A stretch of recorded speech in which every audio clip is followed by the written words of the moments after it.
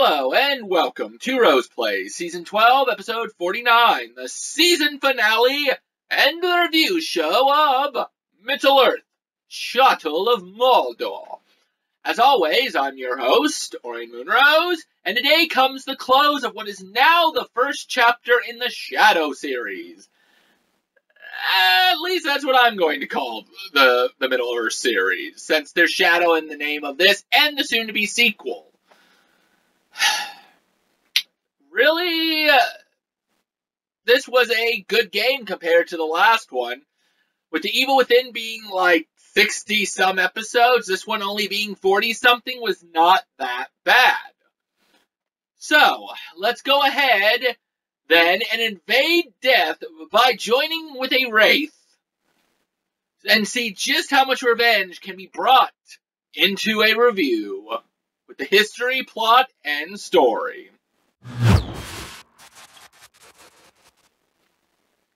A little bit of the history is Middle-earth, Shadow of Mordor is an original story created within the universe of The Hobbit and the Lord of the Rings series of books by J.R.R. Tolkien, and is also heavily influenced by the movies done by Peter Jackson. And I mean, they kind of talked with Peter Jackson on this, so there was a lot of communication.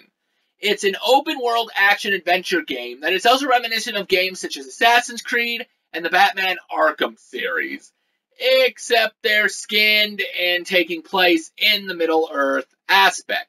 Now, what I mean by the Assassin's Creed Arkham series is that there's some stealth, there's combat, a lot of stuff feels very reminiscent of those series and more than just graphics and whatnot. This game is developed by Monolith Productions and also published by Warner Brothers Interactive Entertainment. Boy, it seems like Warner Brothers does a lot of the games here on Roseplay. I must really like the series, or just very coincidental. Either way, I don't see there being an end to them anytime soon for games that we're going to play. The plot is that this takes place in the Middle-earth series between the events of The Hobbit and The Lord of the Rings. It focuses on Talion, a ranger who he and his family is murdered by minions of Sauron, but is saved by the Elf Lord, the Bright Lord, Celebrimbor, creator of the One Ring. And I also think the other rings, I'm not really too good with the lore and myth of Lord of the Rings and The Hobbit. But anyway, he is now a wraith. With immortality now on his side, Talion hunts the orcs, plotting revenge against Sauron and his lackeys, while trying to regain the memories of the once proud Bright Lord Celebrimbor.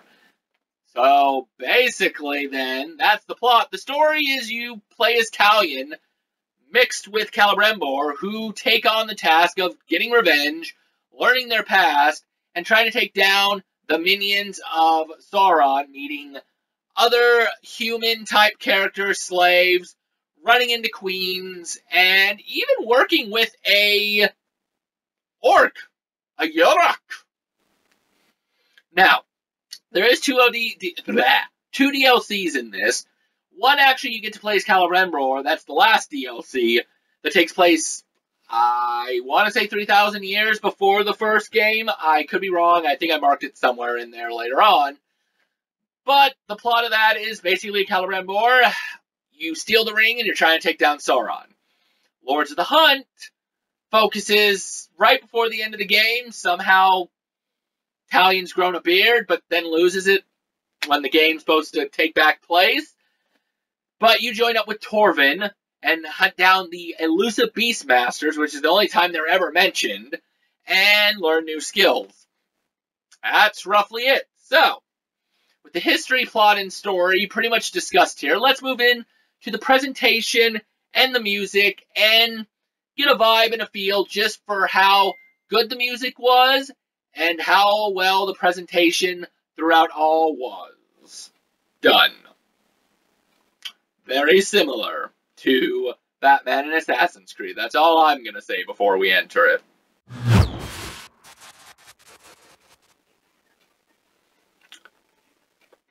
The graphics themselves looks and feel very beautifully done.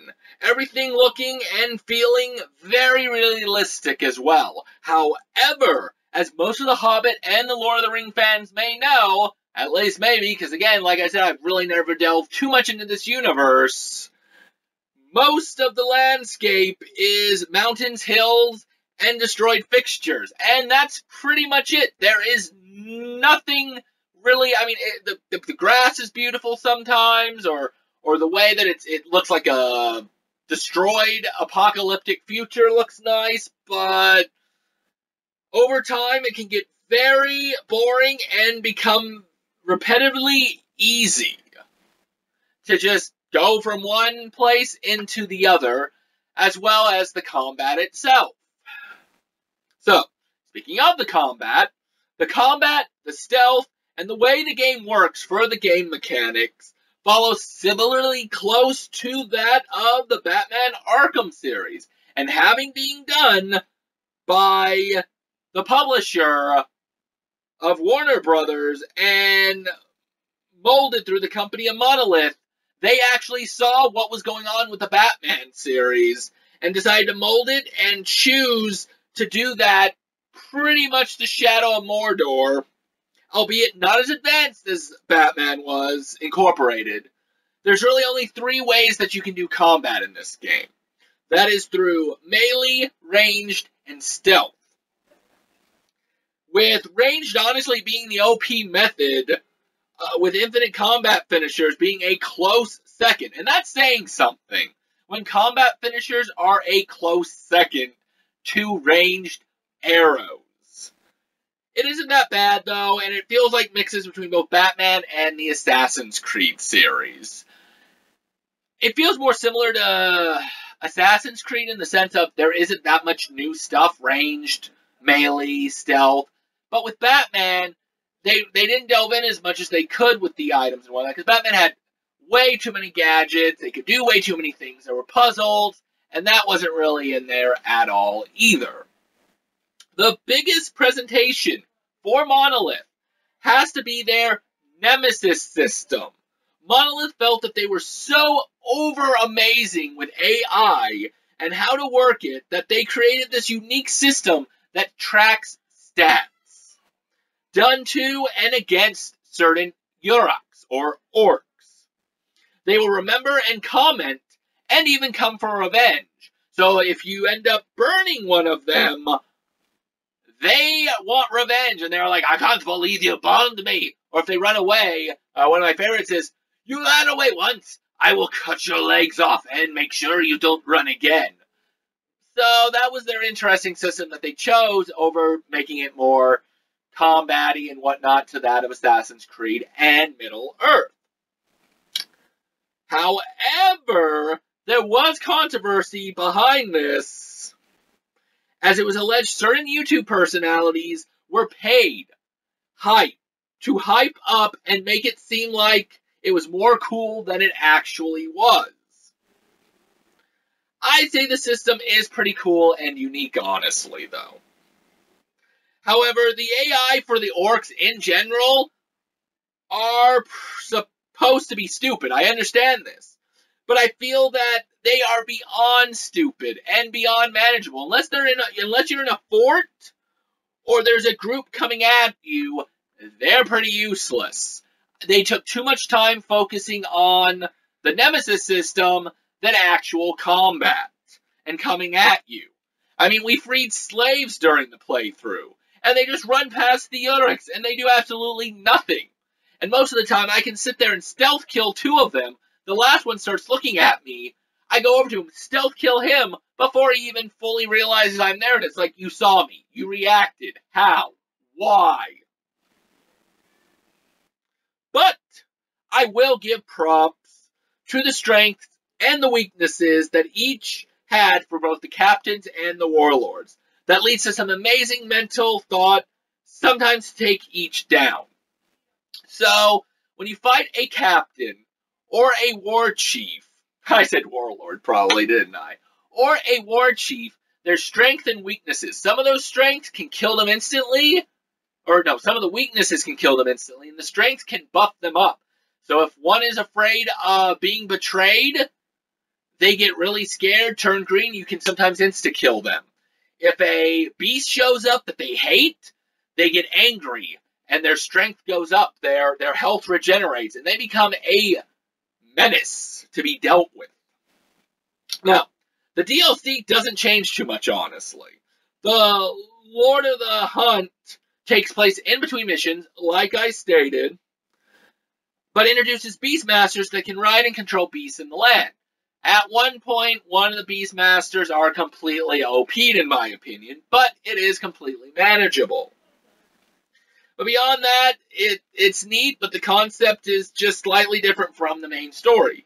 Now, the Bright Lord gives control of Celebrimbor, like I stated, 3,000 years, so I was right, 3,000 years before the events of the game, adding more ways to dominate and feeling the power of the One Ring, which is what everybody probably in the Middle universe wants to feel, is the strength that the One Ring gives and why it is so powerfully dominant.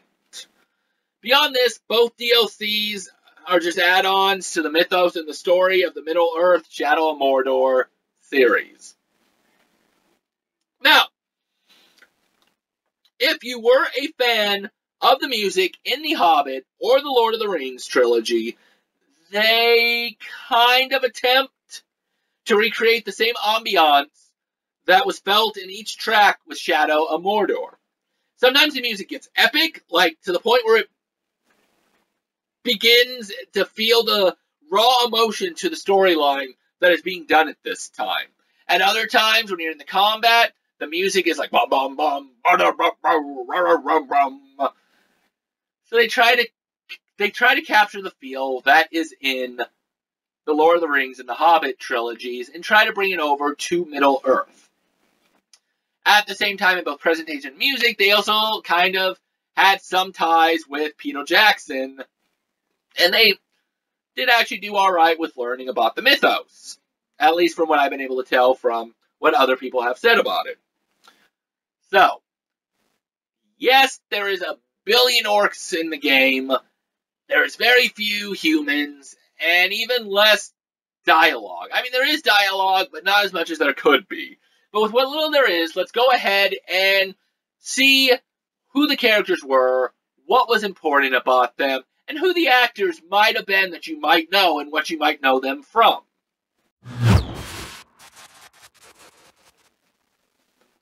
The first character, and the most important, as he's supposed to be the main character, was Talion. A lot of people said they liked Talion. I'm not going to say I don't dislike the voice actor. The voice actor did amazing, but the character himself is really boring in my opinion. Like, I liked the Wraith, Celebrimbor, a lot more. I mean, really, this character's a one-track mind. He's out for revenge. As simple as that.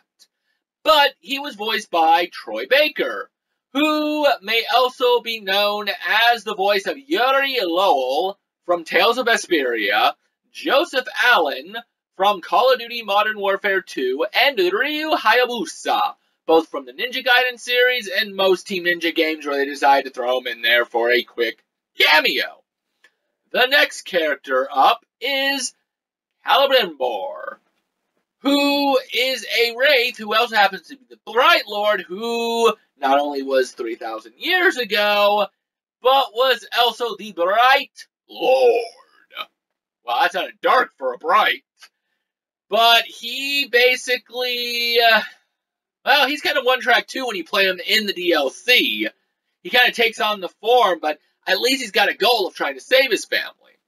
As the Wraith, it's fun seeing him unravel and become who he is and learn about himself. And he seems to have more lines than Talion, I swear. But Celebrimbor is voiced by Alistair Duncan, who also voiced Nihilus Kryek. I don't know if I got the last name right, but Nihilus, at least, from Mass Effect 1. He was basically that Spectre who, like, got himself killed by the other Spectre. He also did extensive voice work in some of the Batman animated series. Later on, not actual Batman the animated series, as Alfred Pennyworth. Next, we have Gollum, who, come on here, I hate Gollum. I mean, I hated him in the movies that I kind of saw. I hated him in this. But who they got to voice Gollum was none other than Liam O'Brien, which you may know him from D4, one of the shows we did. Dark Dreams Don't Die as Philip Cheney. I know he's been in a lot more. I mentioned that the last time we ran into him, so we're putting him here. But this makes me like Gollum just a little bit more. Not much, but a little. Next, we have Hergon, who was he was just kind of there. He's supposed to be a coward that ran away from the castle when Talion and his family got killed, but now he's kind of running a group of slavers who became free, or slaves who became free. I really don't remember much about him other than he was trying to find his wife. He found his wife, woohoo, and that's all I remember. He was boring past that. He was voiced by Travis Williamson, who might be well recognized as the voice of Roy Mustang from the Full Metal Alchemist series, who he reprised in the game versions. One of my personal favorites is when they do such a thing like this. He also has been Knuckles from the Sonic the Hedgehog series, at least since 2010, and recently he played Harvey Dent's Two-Face in the Batman the Telltale games. I have not played the Batman the Telltale games yet, but from what I know, I love Harvey Dent. I love Two-Face. So this guy goes up there, even though he pretty much played a character who was not so well off. Next was Ratbag the Coward, who is a Yurick who, as the name implies, is a complete coward. Not only is he a complete coward, he gets your help to kill the other captains, to rise to the ranks, to become a war chief, only to die, and spoiler, only to die by the Tower of Sauron. I think it's the Tower. I don't remember which one, but Han Tower, I think it was the Han. No, Han was the leader. I don't know who he was killed by. But I liked him. I liked Ratbag. All his interactions with the other Yuricks were funny. They were neat. And they really just showed off the broad spectrum of the Yuricks and what they could have possibly done if they would have put a little bit more character into each of them. Plus just him interacting with the other Yuricks and them being like, no way you did this. And then, nope, I guess he did. What the... He was voiced by Phil Lamar, which might be another reason why I like this guy. He also is well known as Vamp from the Metal Gear Solid series. He was also in Marvel Ultimate Alliance, acting as many people, all Colossus, Black Panther, Utawa, The Watcher, and my personal favorite superhero ever, Moon Knight. I mean, I knew of him and did like him and knew him from other things, TV shows, few movies, but I like him so much now, more now, knowing that he voiced Moon Knight. And I give thanks to him for that, as I think Moon Knight is still the best superhero and needs to get his own TV show, movie, whatnot. And I need to get some gear. I love Deadpool, but I want to get rid of him for Moon Knight. And he played Sam B from the Dead Island games. Next was Lithiel. She was the daughter/princess of Queen Marwyn. I think she kind of has a thing for Talion, and Talion might have a thing for her. They don't really delve into it, but she's kind of trying to free her people, or at least free the slaves. And you do end up having a mission we have to walk with. She's voiced by Abigail Marlowe. I really didn't find anything much on her, something that I knew her from. So unfortunately, not much known for this actress. Then, Queen Maudrin, who was voiced by Claudia Black. Now, Claudia Black, she has been in a lot of things, and I know her from a lot of things. She played Chloe Frazier in the Uncharted series, Morrigan from the Dragon Age series, which we're going to be playing here next season, and Sam Byron Sam from Gears of War 3 and 4.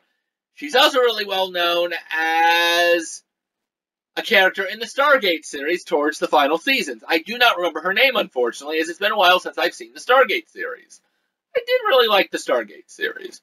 And finally, Torvin, who is voiced by Adam Crossadell. Torvin is hilarious. Torvin has like either a Scottish or an Irish accent. He's amazing. I mean, I'm not a big fan of dwarfs in games, just because, I don't know. I'm just not. But I love Torvin. His personality's great. He even brings out some characters in Talion and a little bit in Celebrimbor. He plays a big part in the last DLC. What you guys may know him from is Ignis Scientia. I really never paid attention to the last name pronunciation. From Final Fantasy 15. Alright, so with that out of the way, and I kind of forgot what section we're going into next, so give me a moment on that. I'm trying something new. Yes, we will go into the audience reaction or reception of the game. Can't believe I forgot that. Well, either way, come back into the next section where we'll talk about some stuff from the audience's perspective. And by audience, I mean the people who played the game and the reception that was done by game critics.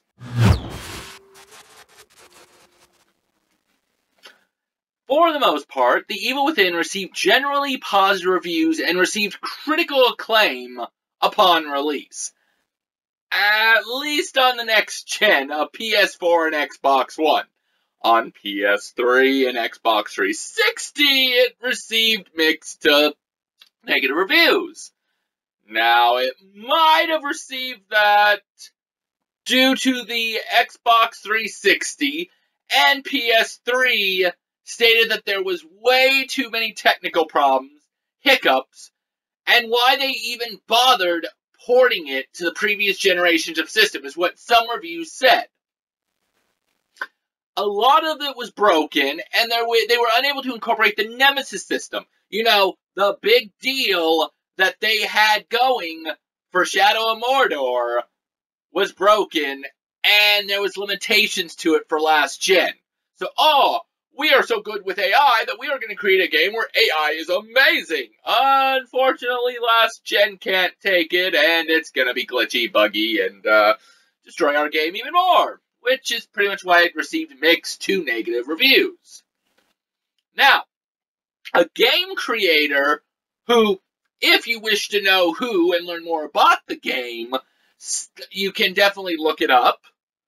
Or look up all of this. And I always recommend that you guys do look up this stuff so you learn more about the game yourself. Sometimes it's very interesting finding this stuff out from different sources. He said that this is the first non-linear story and narrative game.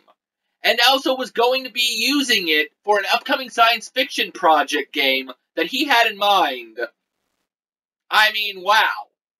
And I mean, I don't actually know if he's went through with this game yet or not, but that's just amazing when a game creator actually takes ideas from another game series, which I suppose Middle-earth did kind of do that with Batman Arkham and a little bit Assassin's Creed. Finally, another reviewer said that some elements of the game were criticized, such as some side missions being way too repetitive, which, okay, I do agree. Out of most of the side missions that they had, it was pretty much the same mission over and over, with just slight variation. So I can definitely see why that would be very repetitive. Or boss battles were being disappointing. Oh, that's an understatement. The only good boss battle was the very first one that killed Ratbag. The second one, you literally just stayed up on the roofs. Stealth, bam, dead. The third one was a quick time event. Okay, well, I guess DLC-wise, Sauron wasn't too bad. That was a pretty wicked boss fight of how everything went, and I was freaking out the entire time on the Let's Play. But, lastly, some features were also considered too complex for some players to want to figure out, or they were or would be too lazy to care to use any of the strategy that the game is trying to offer, and that the developers tried to put in here. So, yeah, that was some big criticism right there. When your game is too complex to figure out, and you get more lazy people that are just like, I'll just battle through it. Eventually, I'll kick this person's butt. There was a time when and it happened in the Let's Play. There was a time when the battle had turned really solid against this one guy. He got angry, so he had a strength and he was recovering health. And I'm literally just beating him down and whittling him down, and I ended up beating some guy regenerating health faster than I should have killed him. Alright, so this was the most successful release for a Lord of the Rings based game to date. At least that's what a lot of sources were saying, which to me is no surprise. I can't see much being good to begin with due to my bias and distaste for Lord of the Rings and The Hobbit. I'm not saying I don't dislike the universe, it's just the movies themselves, I am sorry, Peter Jackson, was not up to par for what I wanted. But the game definitely still grabs my interest and attention, as well as makes me curious as to what they are going to do fully in Shadow of War. It also ended up winning about 40 game awards, such as Biggest Surprise of the Year, Game of the Year in some areas, some different sites, and Best Action Adventure. 40 awards! Even if I didn't like this game, 40 awards is still saying something. And even if I give this a poor review, final score, I would still recommend playing it just because of the fact that it won so many awards. And I mean, it's not the all-time worst game ever, but we'll get to that into ratings and whatnot. For now, let's head into my final thoughts and see if I have any ending things that I want to talk about the game, the sequel, or to the developers themselves.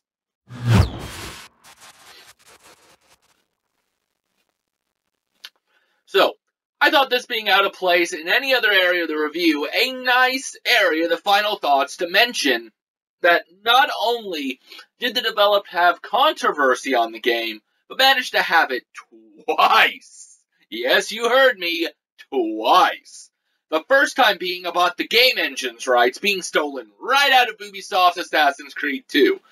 So, basically, a guy who worked for Ubisoft, I believe, if I remember the story correctly, a guy from Ubisoft claimed that Monolith completely stole the engine from Assassin's Creed 2 and did revamp it or remap it, just like I was making a joke of earlier. This one was eventually dropped, and then again later, with early release copies to YouTubers, I delved in a little bit about this earlier, who were then paid money to promote positively the Nemesis system, as this was their breadwinner. They were like, oh, we have to make sure this sells well. Here's a little money, YouTubers. Now tell everybody that the Nemesis system is amazing, so people will go out and buy it. Because as we all know nowadays, most people semi-trust YouTubers, and if nothing else, does watch stuff and gauges if they want to buy the game themselves. This investigated was done by the Federal Trade Commission, and it was proven that it was indeed true. Ooh. Regardless, though, the game still did well, so it really didn't matter. And to me, the game does have some originality, and even some good parts to it.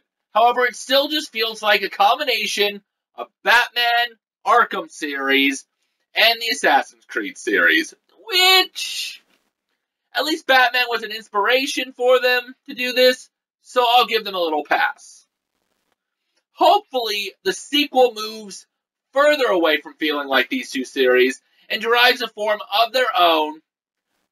From the looks of it, it seems like the Nemesis system is going to be a lot more worked out this time, so that might be good. Hopefully the orcs are a bit more smarter, too, outside of it.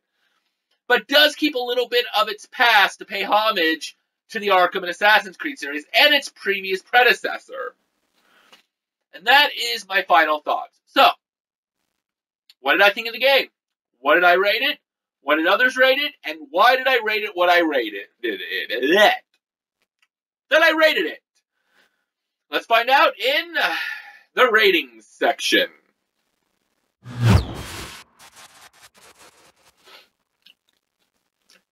As usual, in the rating system, I give 3 scores done by 3 separate reviewers, or review sites, so on and so forth.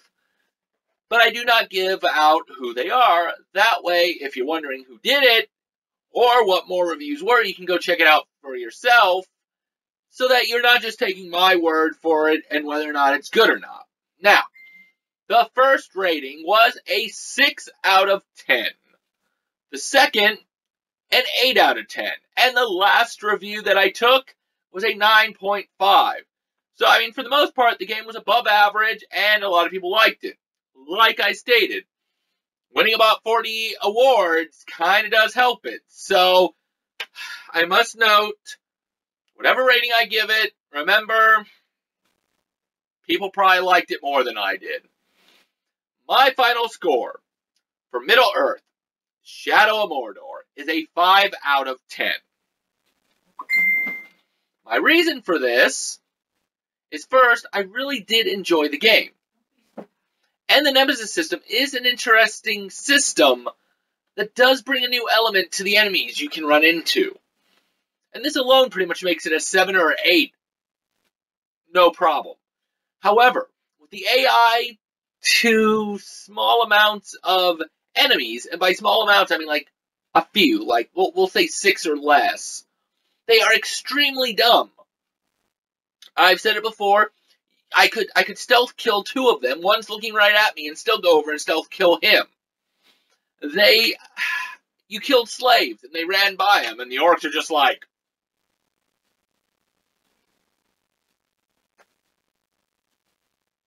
okay. And thus this made it very boring. Now, mixed with half the boss fights being slow and unepic as well, and I am including the DLC for the Sauron battle, or even the first fight against the first of Sauron's minions. That was a good fight. Unfortunately, the other 2 boss fights were disastrous. Like I said, one was complete stealth. I don't have a problem. You watch the battle against him. I'm literally on the top just trying to find him and jumping off. And the last one was a quick time event. I don't mind quick time events. I don't even mind end of game quick time events. But let's have some battle with the boss at least, leading up to it, like the Sauron battle. I thought that was amazing what they did in the DLC. So, this is why I give it a 5 out of 10. Like I said, all in all, it's still a good game. A lot of people gave it high praise. It won quite a bit of awards, and it even managed to get a sequel. So, if nothing else, this game is at least worth a rental first. Otherwise, if you really like it, it's only like $20 USD. So, we'll go and leave it there for this season finale. Come back and join me next season as we start up Dragon Age Inquisition. And remember, keep gaming. Never give up. And when a DLC boss fight is the best highlight of your game, that's pretty sad.